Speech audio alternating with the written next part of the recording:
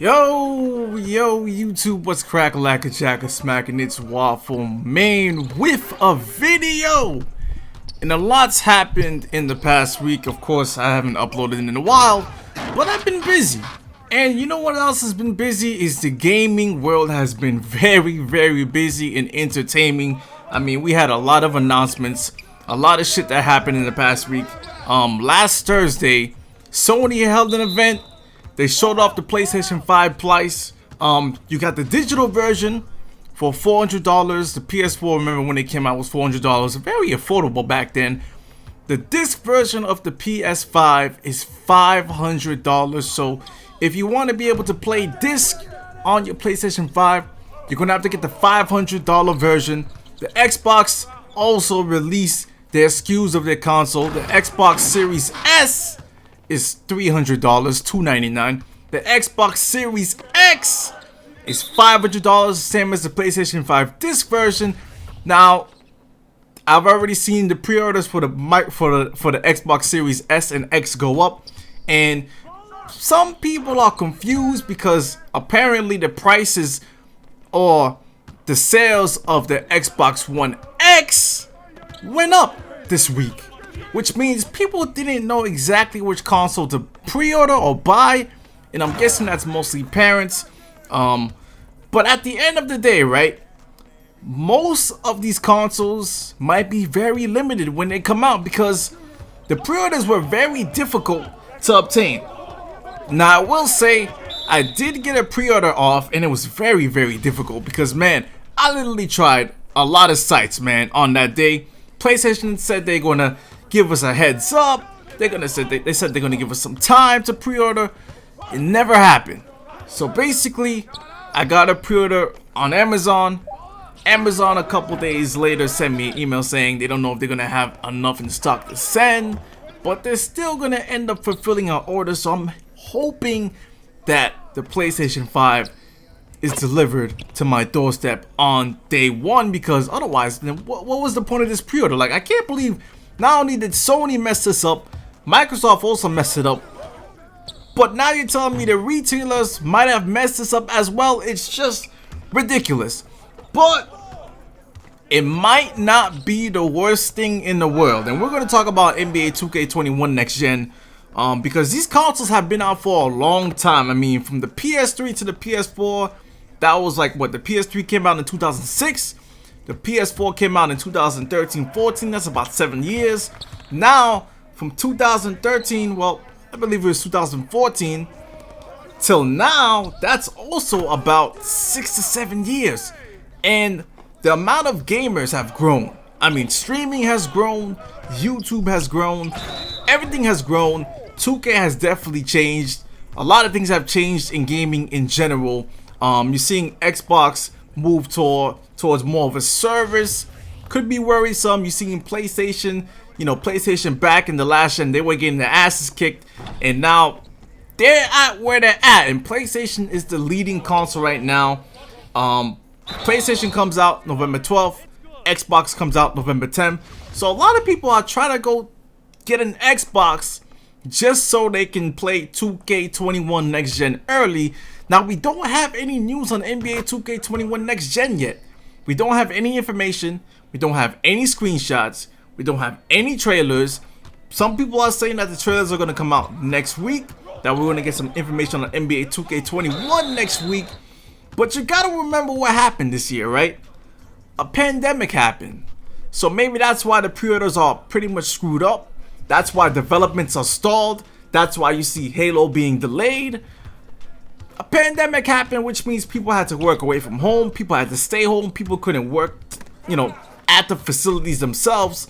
They had to work remotely. So that might cause delays in the production of systems, of the production of software, even the development of games. So NBA 2K21 might be quite worrisome in my opinion. And the reason is because, like I said, we don't have any information on it yet. But when I look at the trends of other games that are coming out on the PlayStation 5 or the Xbox One, it's kind of worrisome because you're buying a console for $500 to exactly play what? Now, to give 2K credit, right? 2K has been kind of inconsistent and kind of stale, and sometimes you don't trust them for a variety of years through the PS4 era. But when 2K14 first came out, when we saw the 2K14 trailer at E3 and we saw LeBron James talking, and then we saw the 2K14 trailer in October, I mean, everybody was blown away. I mean, that's one of the best to this date. I don't care. That's one of the best looking PS4 games to this date. To this date. The game came out like 7 years ago, and it's still one of the best looking PS4 games. Even at the time, it was a crazy leap. I mean, you go from 2K13 to 2K14, it's a complete difference. I mean, people will look at 2K14 next gen, and they're like, I gotta buy a console because of that game. Now Madden, we're not gonna give Madden any credit. Madden's been the same thing every year. Madden's not gonna look any different. They're probably not gonna make any changes. Other games like Call of Duty, Cold War, probably not gonna be looking that different. It's gonna be the same thing. 2K is really the only developer that changes. And by the way, this has only happened one time, so we don't even know if it's gonna happen again with 2K21. But they've shown that they're really the only one that would make a huge change and a huge splash going into next gen. But you see, I'm worried about that because the PS5 really isn't a huge leap versus the PS4. And you can say the Xbox Series X is kind of a big leap compared to the Xbox, One X, which are very bad, confusing names. But at the same time, it's like, when you think about the development, when you think about the games that are actually being shown right now on those consoles, you get a little bit worried. And by the way, the PlayStation 5, most of the PlayStation 5 games that are releasing on November 12th are going to be playable on the PlayStation 4. The new Spider-Man game, Miles Morales, that's going to come out on the PS5, you can buy it on the PS4. Same with the Sackboy game. Demon's Souls is coming out, and even though that looks great, you're going to be able to play that on PC. So there's multiple games that are coming out on the PS5 you'll be able to play on the PS4. So really, if you think about it, and I know everybody wants to have the consoles at launch, really, if you think about it, you're really not buying a PS5 for any reason. And by the way, Horizon Zero Dawn, if you guys know that game, which comes out next year, February, allegedly, on the PS5, is also coming to the PS4. Now, it makes sense because the PS4 has such a huge install base. I mean, the install base is ridiculous. I mean, almost everybody you know would have a PS4 by now. So they're not going to leave them behind. So that's why I worry about 2K. And especially when PlayStation comes out and says we're going to be, sticking with the PS4 and PS5. We're going to still develop games for the PS4 2 to 3 years down the line. I don't have that much faith that 2K21 is going to be a completely different and brand new game. I mean, I look at 2K21 right now, and of course we all say it's pretty much the same game as 2K20 with a little tweaks to the shooting, little tweaks to the gameplay here and there. I mean, it's the same my player creation, just they added like maybe 4 pie charts. But are they going to make a drastic change? And when I mean drastic, are they going to change the entire my player system?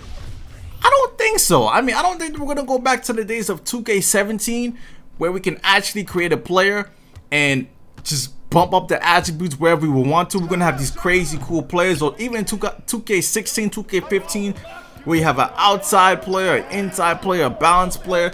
Those days are done. But in 2K21, maybe we could see some tweaks to the my player creation where maybe we can get some post score love for once. Maybe we can actually have a real post score pie chart where they have the post fade, the post control, and the post hook, post fadeaways. Or they might give us an ability to just create our own pie chart. Maybe that might be the wave. Instead of having all these pie charts to choose from, maybe they have a pie chart to where we adjust our own percentages. So then you can have a shooting build that can play defense, but they're not going to be good at post game or playmaking. Or you can have a playmaker that can defend a little bit and can also shoot better than their slashing ability. I mean, I would love to see something like that, because this current My Player system, not saying it's bad, it's just getting stale, man. And the one thing I also think they need to change in 2K21 Next Gen is, remember when 2K14 came out Next Gen, the park was revolutionary, man.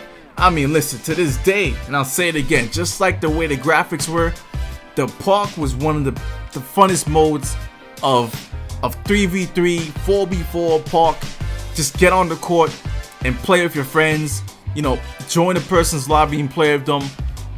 Some of the best times of the PS4 or 2K era.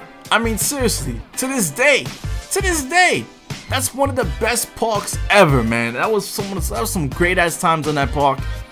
Of course, the 4v4, even though nobody really played it that much, when it was played, even that was lit.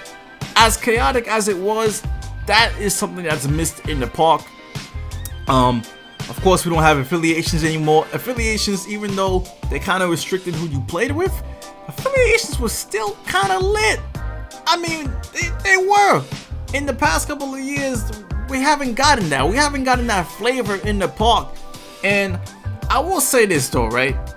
The way they make the neighborhood and the park, the problem with the park itself is that it just takes too long to get a game.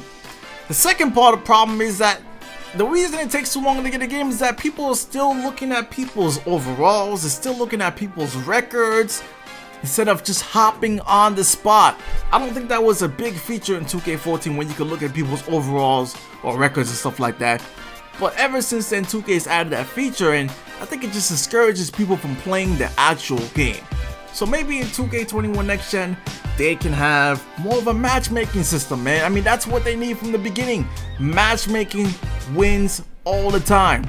And not even that, maybe, you know, divide the parks up where you have a kind of, you know, casual park or casual matchmaking system, and you have a ranked matchmaking system. I mean, almost every game now has a casual playlist and a ranked playlist.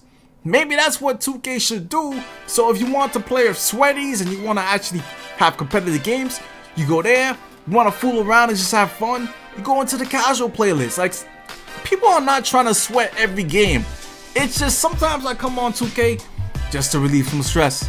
And I don't want to come into the game and I'm facing a bunch of tryhards trying to win, you know, for no reason. So maybe they should do that. When you talk about Pro-Am, Pro-Am has been the same since. They're still in the same Jordan Rec. I mean, come on, 2K. Change something about that. The Jordan Rec Center has been the same. Pro-Am's been basically the same. Change that. Add some different flavor. Add some different features to Pro-Am. Don't make it too difficult to get an arena in Pro-Am. And actually have proper matchmaking in Pro-Am as well, because sometimes you got 0-1 teams facing 10-0 or 15-0 teams. Like sometimes the matchmaking also doesn't make sense in that mode. As far as my online association, or what do they call it now? My League Online. Of course, they don't really change that mode, or they don't even change My League that much each year. But maybe if we even see some improvements in that mode, because I play My League Online a lot now. And listen, as a mode itself, I think it's a great mode because it's My League, but online. You could play with your friends, you could draft a team, play with them. To me, it's the free version of My Team without the cheese. It's a great mode. But anyways, man, let me know what you think in the comment section. The PlayStation 5 is coming out in almost about a month, to be honest, and we don't have any information about NBA 2K21 Next Gen. Like I said, the jump from the PS4 to PS5, it doesn't look that significant yet. You got PlayStation 5 games coming out on the PS4. You got our trust issues with 2K. I'm not sure how this is gonna pan out, but like I said, leave a comment, leave a like for more. I'm out for now. Peace.